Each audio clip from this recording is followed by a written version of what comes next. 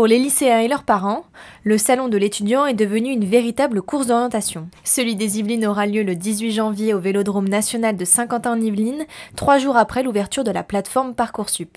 Une soixantaine d'exposants seront présents pour présenter leur formation. Des ateliers et des conférences rythmeront également la journée. Alors pas facile de s'y retrouver si on n'est pas préparé à cette vague d'informations. Le mieux, c'est de s'y prendre un petit peu en amont, c'est-à-dire d'aller sur le site du salon qui va vous donner toutes les informations non seulement pratiques, déjà de pouvoir télécharger votre invitation, qui est, je le rappelle, gratuite, de pouvoir également parcourir un peu les pages du salon et de voir qui sont les exposants, puisque tous les exposants la liste des exposants est disponible en ligne, mais aussi de se renseigner sur les conférences qui auront lieu le jour du salon. Dans les établissements supérieurs aussi, on se prépare.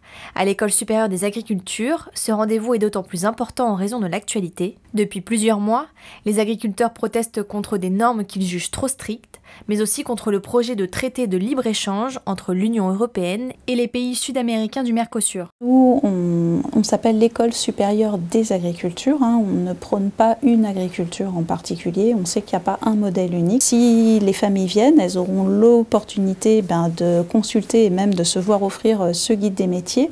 Et en fait, ils verront qu'on a des métiers en lien effectivement avec la production, mais on a aussi des métiers en lien avec la qualité, avec la recherche, avec l'innovation, avec le commerce, avec la supply chain. Donc, ingénieur agronome, ça mène un petit peu à tout. C'est là que c'est intéressant de leur présenter tous les métiers qui existent. Le nom de l'école, c'est l'École supérieure des agricultures, et donc il n'y en a pas une, il y en a plusieurs.